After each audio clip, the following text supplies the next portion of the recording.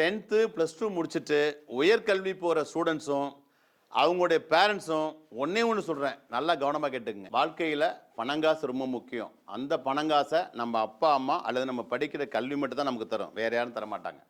அதனால் நீங்கள் உங்கள் உயர்கல்வியை தேர்ந்தெடுக்கும் போது அவங்க சொன்னாங்க இவங்க சொன்னாங்கன்னு ஏனோ தானோ ஒரு வழக்கமான கல்வியை தேர்ந்தெடுக்காமல் எதை படித்தா படிக்கும்போதே வேலை, கௌரவமான வேலை, அது நல்ல சம்பளத்தில் வேலை கிடைக்குதோ அப்படி ஒரு உயர்கல்வியை தெளிவாக தெரிஞ்சு புரிஞ்சு தேர்ந்தெடுத்து படிங்க.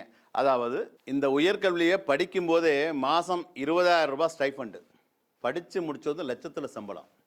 ஒரு துறையில் இல்லை, பல துறைகளில் வேலை, அதுவும் சேஃப்டி ஆஃபீஸர் அப்படிங்கிற கௌரவமான வேலை. குறைவான மார்க் எடுத்தால் கூட இதை படிக்கலாம். அதாவது வெளிநாட்டில் போய் வேலை பார்க்கணுன்னு ஆசைப்படுறாங்கல்ல, அவங்களுக்கு ஃபேமிலியோடு போகிறதுக்கு ஃப்ரீ விசா. இவ்வளவு சிறப்பம்சம் உள்ளது தான் இந்த சேஃப்டி மேனேஜ்மெண்ட் அப்படிங்கிற ஒரு உயர்கல்வி.